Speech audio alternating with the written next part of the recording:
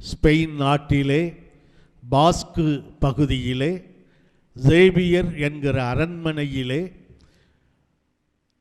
அங்கிருந்த அரசர் அவருடைய நிதி அமைச்சராக பணியாற்றியவருடைய மகனாக பிறந்தவர் சவேரியார், பிரான்சிஸ் அல்லது பிரான்சிஸ் எனப்படுபவர். இவர் 9 வயதிலேயே தனது தந்தையை இழந்தவர், தாயின் பராமரிப்பிலே வளர்ந்தவர். பணக்கார செல்வந்த குடும்பத்திலே பிறந்ததால் இளம் வயதிலேயே உயர்கல்வி கற்க பாரிஸ் நகரத்துக்கு செல்லுகிறார்.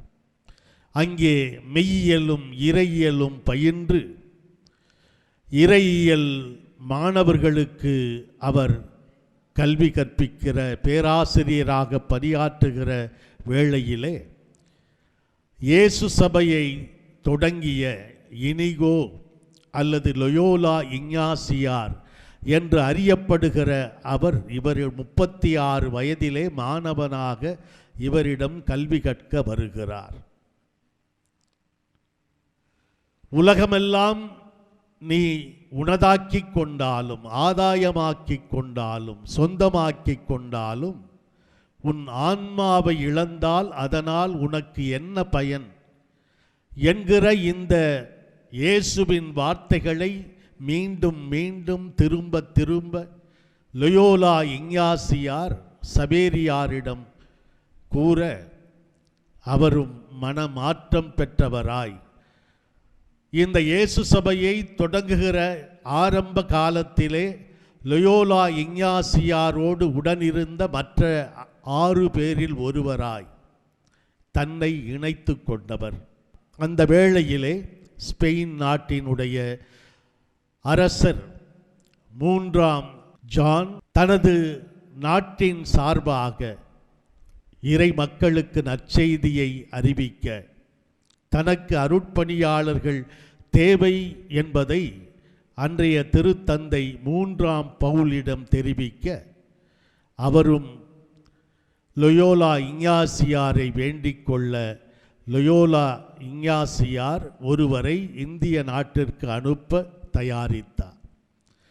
ஆனால் கப்பல் புறப்படுகிற நாளுக்கு ஒரு நாள் முன்பாக இந்திய நாட்டிற்கு வரவேண்டிய அந்த அருள்பணியாளர் மிகவும் உடல் நோய்வாய்ப்பட்டதால் அவர் வர இயலாத நிலையிலே பிரான்சிஸ் சவேரியார் தானே முன்வந்து தனது தலைவருடைய விருப்பத்திற்கு இணங்க இந்திய நாட்டிற்கு கோவா பகுதியிலே வந்து அங்கே ஏறத்தாழ 4 மாதம் பணியாற்றிய பின்பு அவர் கடற்கரை ஓரமாக பயணித்து நம்முடைய தமிழகத்தின் தென் மாவட்டங்களில் இன்றைக்கு தூத்துக்குடி, கோட்டாறு, பாளையங்கோட்டை, குழித்துறை ஆகிய மறை மாவட்டங்கள் அமைந்திருக்கிற பகுதியிலே இறை வார்த்தையை வல்லமையோடு போதித்தார்.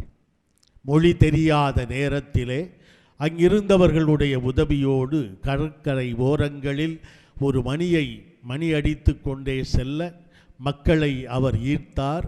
தன் பின்னால் வந்தவர்களுக்கு திருமறையினுடைய அடிப்படை போதனைகளை ஜபங்களை கற்றுத்தந்தார். இங்கிருந்து சீன நாட்டுக்கு செல்ல மலாக்கா வழியாக பயணிக்கிற வேளையில் மலாக்கா பகுதியிலே அவர் மிகவும் உடல் நோயால் பாதிக்கப்பட்டு அங்கே இறந்து போகிறார். எனவே நாமும் இவர்களைப் போல இறை வார்த்தையை அறிவிக்கின்ற கடமையை பெற்றிருக்கிறோம்.